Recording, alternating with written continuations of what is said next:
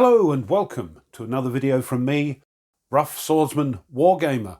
It's an open the box and it's the third unboxing from my goodies that I got from this year's GMT sale. And this time we're unboxing Stalingrad 42, Southern Russia, June to December 1942, designed by Mark Simonitch and published of course by GMT Games. So what's all this about? Stalingrad 42 is a division-level game on the Axis 1942 summer offensive towards Stalingrad and the Caucasus. This epic 6-month struggle saw the Axis armies reach the Volga and the Caucasus Mountains, but Soviet resistance stiffened and final victory eluded the German army at Stalingrad and in the Caucasus. The ensuing November Soviet offensive trapped the Wehrmacht's largest army, the 6th, at Stalingrad and marked the beginning of the end for Axis fortunes in World War II. Features: ease of play, accurate order of battle, 3 detailed game maps, rules for blitzkrieg warfare, offensive planning, sea movement, leaders, city battles and hidden Soviet build-up.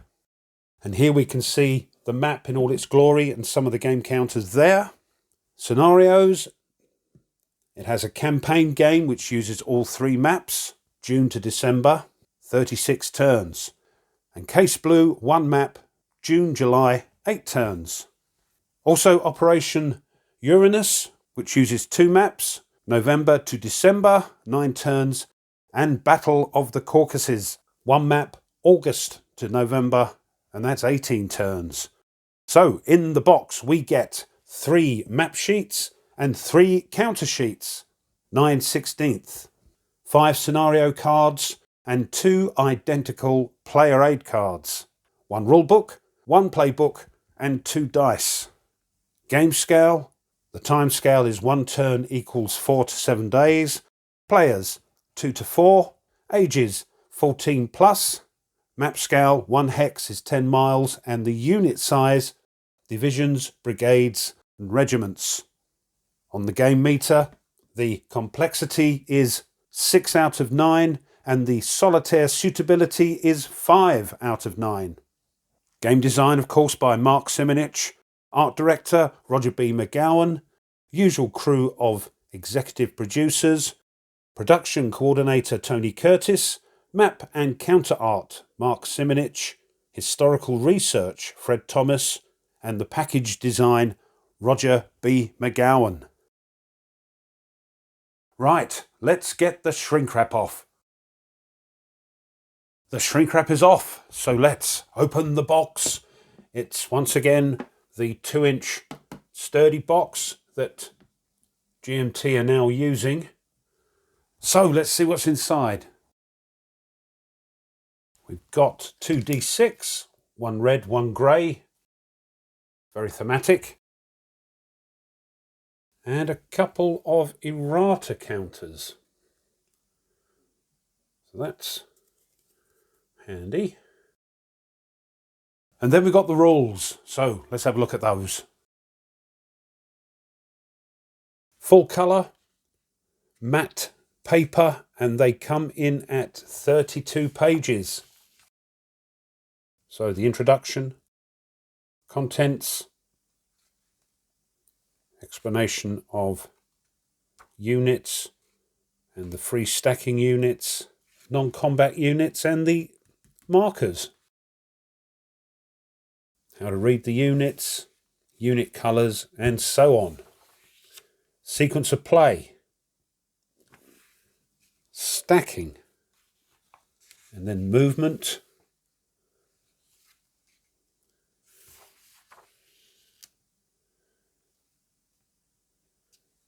rail movement, sea movement, zones of control, and what this series of games, if you call it a series, is known for are the Zoc bonds.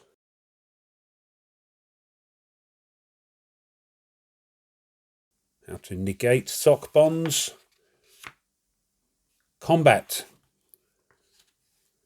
combat modifiers, air support, artillery shifts and fortifications, units that have got parentheses around them, combat results, determined defense, retreats, disruption and recovery, advance after combat, breakthrough combat, supply and isolation, railheads and railroad repairs. So quite different to the other game I have, Holland 44. Resource points, non-combat units, special units. There they are. Placements, reinforcements and entry areas,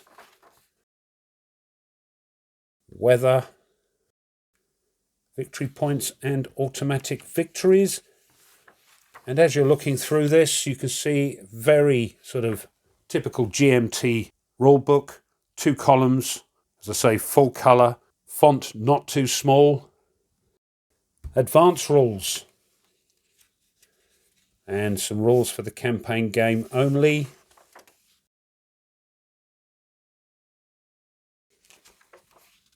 And the scenarios, credits and index.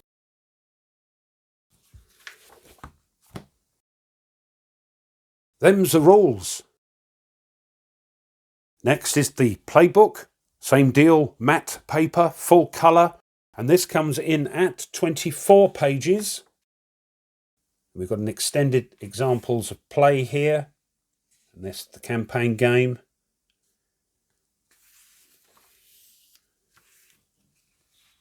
Going through turn 2 as well. Hints on the campaign play. Caucasus campaign. Setup and hints.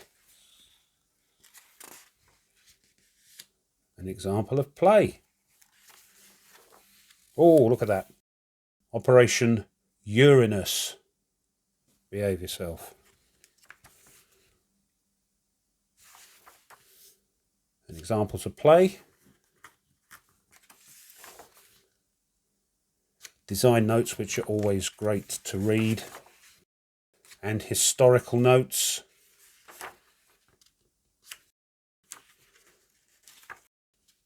Bibliography. And there we are.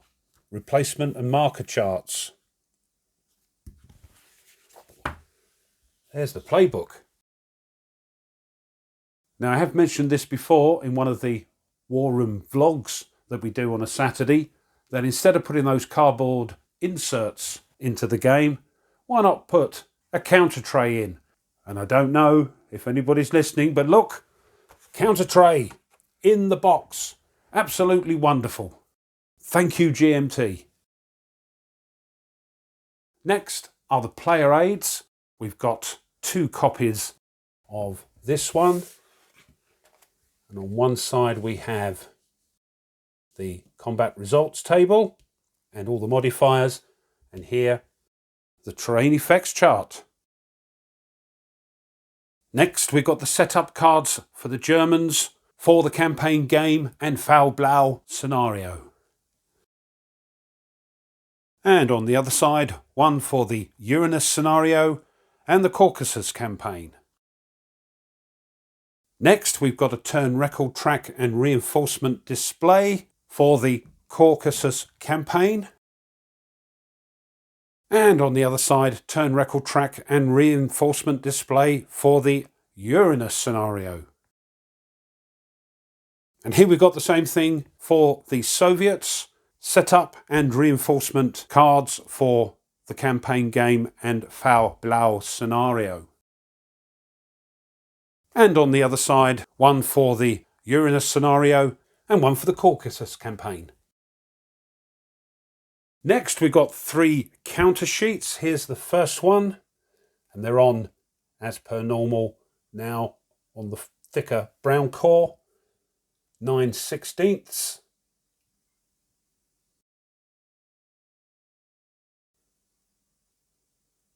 There we are, look pretty good. And looks like they're going to punch easy. The Soviets, I assume they're the guards down here.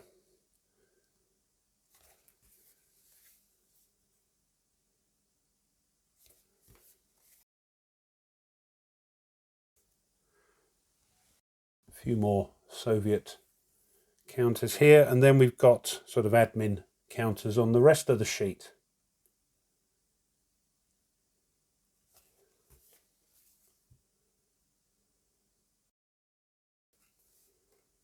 Well, apart from those.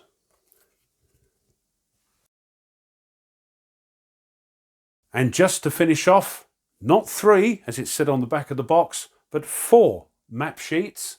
I don't think they're all standard size 22 by 34 inch maps, but let's have a look at them. Here's the first map, map A. And this is actually used for one of the scenarios, Foul Blau. So if we can gently scroll down, because it goes from sort of top to bottom, this map, rather than side to side. There we are. And we'll have a little close-up. So here's a close-up of the map with, excuse my pronunciation, Voroshilovgrad.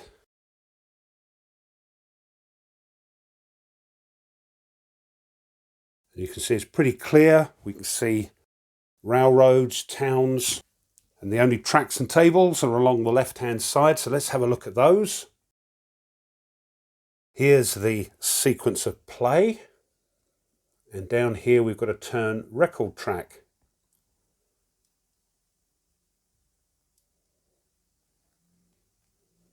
And right down the bottom, an axis markers reminder, I assume, showing you how many of each you're going to use. So that's map A. Here is map B. So that's these 2 maps here. And as you can see, once again, lots of clear terrain. And it's another sort of top to bottom map. Coming down through Stalingrad to the bottom.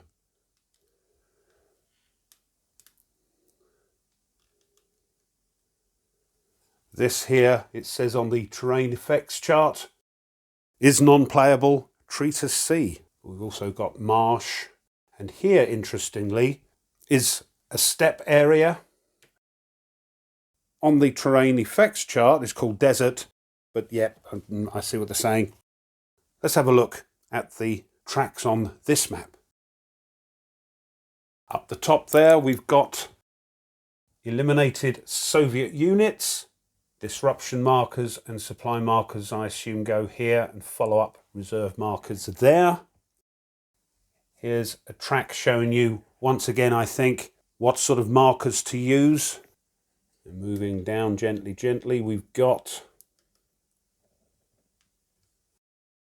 Soviet remnant holding boxes. And this looks like other holding boxes, not sure yet. Moving further down. Some more boxes here. We've got reserve army boxes by the looks of it. And just to finish off,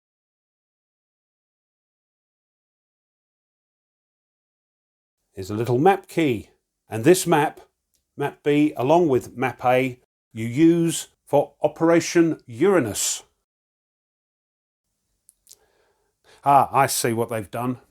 They're saying 3 map sheets, but this one is split into 2, map C1, and the other one I'll show you in a moment, map C2. These 2 represent the bottom part of the map area. So along the side here, we've got the German remnant display, Blücher.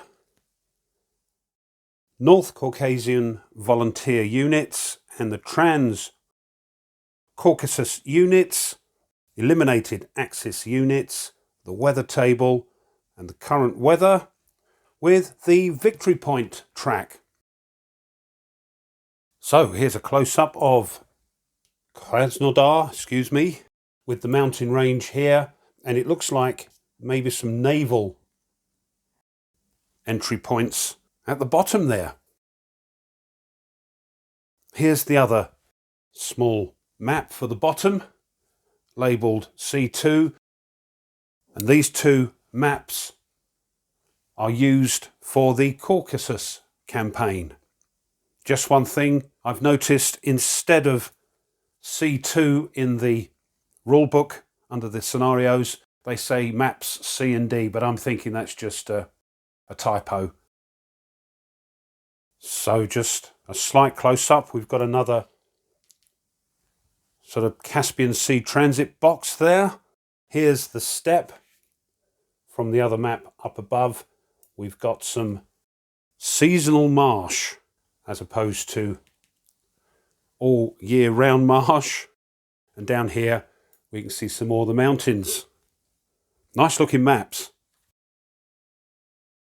So this has been an Open the Box, an unboxing of the third game I received from GMT's 50% off sale, and it is Stalingrad 42, Southern Russia, June to December 1942.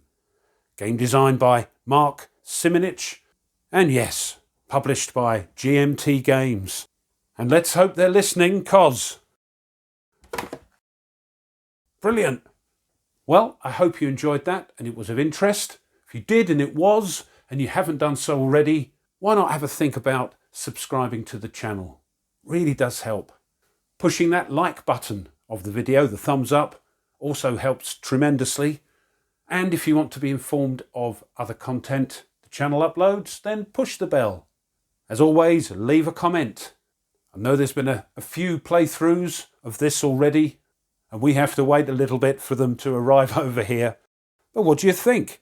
I notice the solitaire suitability isn't as high as, say, Holland 44. Is that a problem? And what's the reason for that? Is there hidden information? Let me know. I love to read them. Thanks as always to my subscribers. Thank you very much. Do appreciate it. And one last thing. If you want to support the channel a little bit further, well, now you can. You can buy the channel a coffee.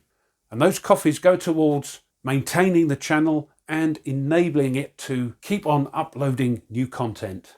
If you want to check that out, I'll leave a link in the description. And thank you. So, one more left in my horde of goodies received from GMT's latest sale. If you're wondering what that is, you'll have to wait. But until then, as always, you take care and goodbye.